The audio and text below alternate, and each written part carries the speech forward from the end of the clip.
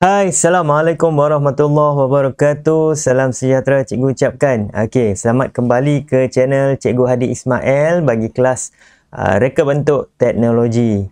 Baiklah, kelas hari ni kita nak masuk ke ini adalah topik yang paling akhir dalam RBT.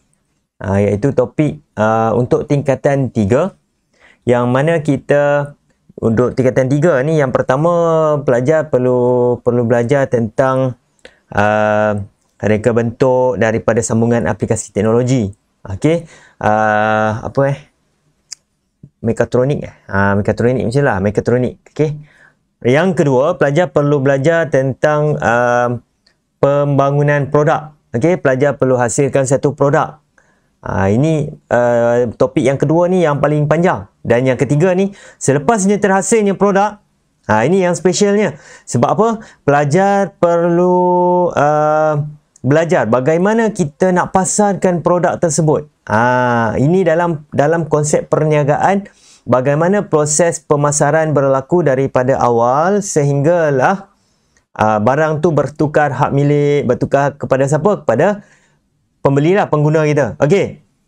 Jadi sebelum kita pergi laju lagi, kita tengok apa itu maksud bagi pemasaran. Kalau dalam buku teks, pelajar boleh lihat pada muka surat, tak silap saya pada muka surat 124, 125 macam tu lah. Okey. Alright. Dia kata pengeluar yang menghasilkan barang-barang lah. Ni tak kisahlah pengeluar siapa yang pengeluar kan. Contoh macam kita suka membeli kasut. Jadi pengeluar kepada kasut tu contohnya macam Nike, Adidas, apa lagi? Asics dan sebagainya. Okey. Pengeluar tu dia perlu kreatif dalam dia nak buat perancangan untuk memasarkan produk kepada pengguna. Sebab ialah kasut banyak syarikat pengeluar kasut yang sama kan. Contoh kasut jogging, running lah. Nike ada, Adidas ada, Asics ada, banyak semua ada kan. Yang bezanya adalah jenama dan juga harga. Okey. Jadi bagaimana pengeluar ni, dia boleh cari satu idea untuk mengeluarkan dia punya barang-barang perniagaan itu dalam bentuk pemasaran supaya bila dia iklankan, kita boleh menarik perhatian pengguna. Ini yang akan kita belajar dalam tingkatan 3 ni, maksud bagi pemasaran dalam perniagaan. Jadi bila kita dah nak tonjolkan produk kita, jadi kita perlu cari jalan yang paling kreatif supaya produk kita tu sentiasa bila orang tengok iklan kita, sentiasa macam ni macam menarik kan, kita macam nak beli kan. Itu reka bentuk pemasaran yang kreatif. Contoh kalau kita boleh lihat adalah bagaimana periklanan dalam TV. Contoh kita tengok McDonald, KFC, bagaimana iklan KFC kan.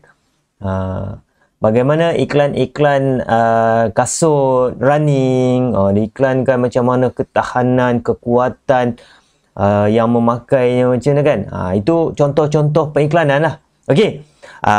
Maksud bagi pemasaran, dia kata pemasaran merupakan aktiviti perniagaan yang menyalurkan barang atau perkhidmatan daripada pengeluar kepada pengguna. Ni daripada pengeluar kepada pengguna. Dan juga pemasaran bertujuan mencari keuntungan dengan memenuhi kehendak pengguna.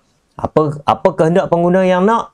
Dia akan carilah. Contoh saya nak mencari komputer. Saya akan cari iklan komputer ataupun media-media tentang komputer, penjualan komputer, dan saya akan buat pemilihan yang mana yang menarik, yang menarik minat saya akan beli. Itu contoh, sebagai contoh lah. Dengan kata lain, dia kata juga pemasaran proses aktiviti yang dilakukan oleh pihak pengeluar. Contoh pihak pengeluar Proton. Proton bagi kereta lah kan, dia keluarkan kereta. Okey, dia nak sampaikan ataupun dia nak memasarkan maklumat-maklumat berkaitan dengan produk tu supaya pengguna dapat tahu bagaimana ataupun apa ciri-ciri yang ada pada produk tersebut. Ini yang kita nak disampaikan dalam maksud pemasaran. Okey. Saya rasa itu saja untuk definisi yang ringkas. Okey. Selepas ni kita akan sambung bagi peranan reka bentuk dalam pemasaran. Sekian dulu. Assalamualaikum warahmatullahi wabarakatuh. Jumpa lagi.